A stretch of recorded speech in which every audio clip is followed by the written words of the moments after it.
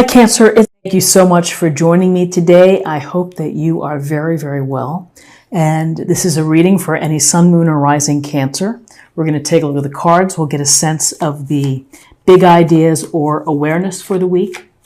We will also check out the guidance and possible outcomes. And I will pull a few oracle cards for additional information. So let's see what we have here. Okay, Cancer, we have some air energy to begin with. For the awareness of the week, what you need to be thinking about, you may be having, you may be coming to a fork in the road, a crossroads perhaps, or, a decision that you're not ready to make. Here the woman is sitting on this bench out in front of the water, blindfolded, the swords crossing her heart. And there may be something that you don't want to deal with at this time that you're thinking about, but maybe hesitant to take action on or to make that final decision. You might need more information. You might need more time. But you are not in the mindset to make that decision. Again, you could be at a crossroads. You might be having to, learn the truth about something and you're just not ready to handle it.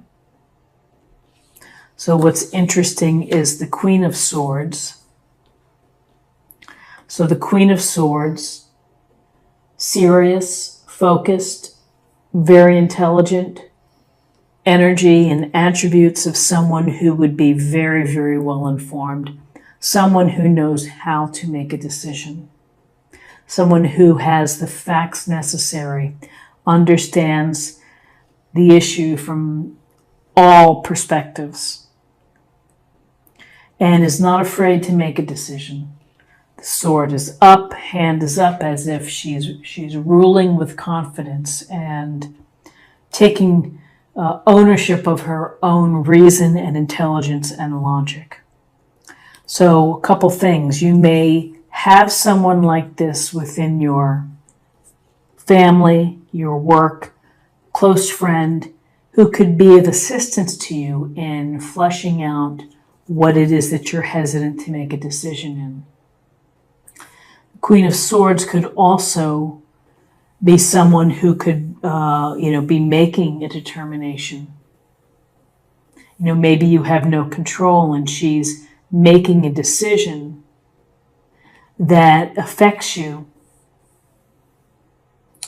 And, that's going to be that. She's going to rule not by emotion, but she's going to rule by the facts. So for some, if you're in a court matter or a mediation or whatever it may be in a negotiation, a decision might be out of your hands. Maybe someone's making it for you.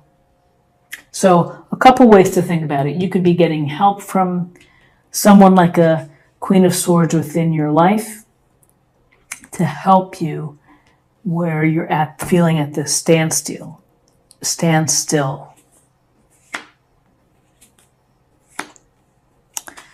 Okay, so we have Major Arcana, the Judgment.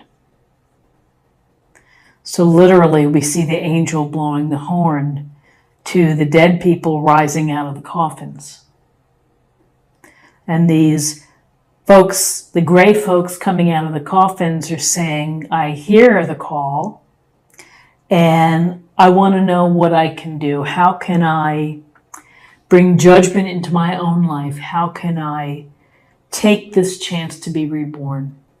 How can I take this opportunity to clean my slate and to move forward, to find my higher purpose, to find my life purpose?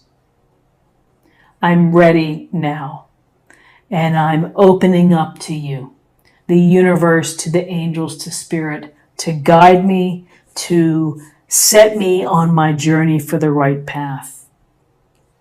So here's the Judgment card: rebirth, a reawakening, using your own self-knowledge to help move the future. And then we have death, major arcana as well. And with the death card, things are going to end. Something needs to end in order for you to have this awakening and this second chance and this rebirth. Death happens all around us. There's a finality in life, and we have to learn to live with that. And we have to understand that when things end or relationships die, a great job somehow gets pulled out from under you, and it feels like there's a death. There's a sense of really having to be reborn, of having to revisit your thinking in order to keep living and to keep living the life that's going to make you happy and make you feel fulfilled. So you're going to have to let something go. You're going to have to, you may be sad about it, you may be feeling grief, but you just have to let what's going to happen. Could be a relationship. Again, it could be anything. And there's going to be certainly an emotional component of it. But if you focus on the judgment, if you focus on the analysis and thinking about your life, and guess what? You get a clean slate to start fresh. You get to bathe yourself and cleanse yourself with the water in order to be reborn.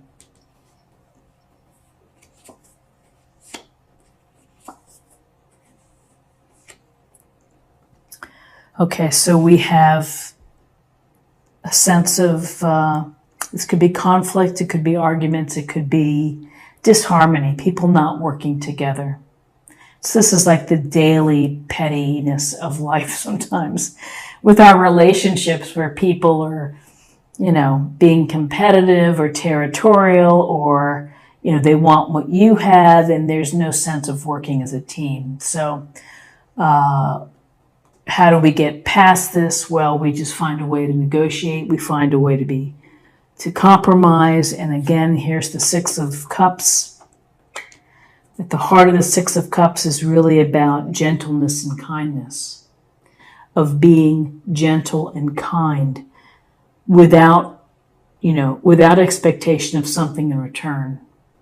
It's coming from a sincere and a good place, the act of kindness. You can see the child is giving the younger child a cup full of flowers. He doesn't have to do that, but he wants to do it. He wants to make her feel good or feel happy. So the kindness needs to transfer over to this conflict situation. I would also say that with the Six of Cups, again, cups, water sign, Cancer, Scorpio, Pisces, that there's a possibility that you are revisiting the past, that you're thinking about what has happened before. Maybe it's a sense that it's hard to let go here, and you're still thinking about what's ended. Don't live in the past. Be in the present. Acknowledge the past for what it was. We learned from our past. We've had joyful times. It's one thing to be catching up with an old friend, meeting for a cup of coffee. It's another thing to keep pining for an ex, or for a time that can't come again. What's the expression? You can never go home. It's like when you're an adult and you go back to your childhood home. It's a lot has changed. So let whatever needs to go, let it end, Cancer, and focus on the opportunity for cleansing, for rebirth, to bring into your life whatever it is that's going to make you feel fulfilled and happy. So now let's choose an oracle card for focus area or meditation point for the week.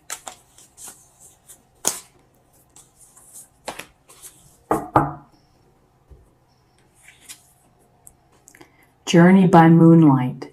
Believe in magic.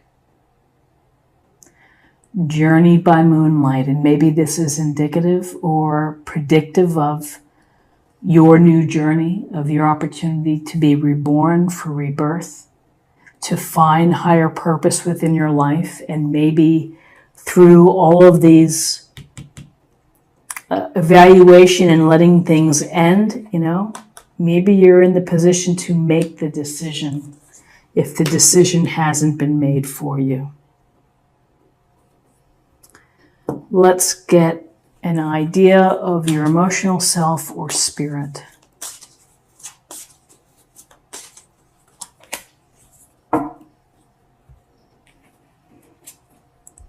Intuitive nudges. Intuition is the language of the soul. We are all born aware with a profound sense of inner knowing. Intuition is one of the greatest gifts we possess, which keeps us connected to our highest selves, the universe, and to our divine spirit.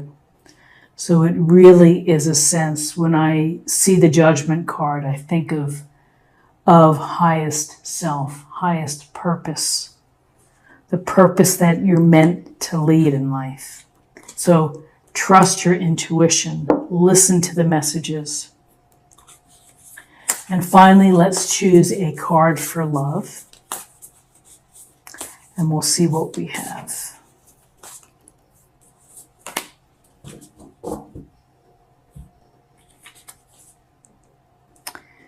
Show simple acts of kindness. A simple act of kindness can energize you and bring happiness to those around you. So I think this card showed up in another sign. And so we're getting really strong messages about being gentler and kinder with each other, of showing consideration and love and coming from a place of being sincere and genuine.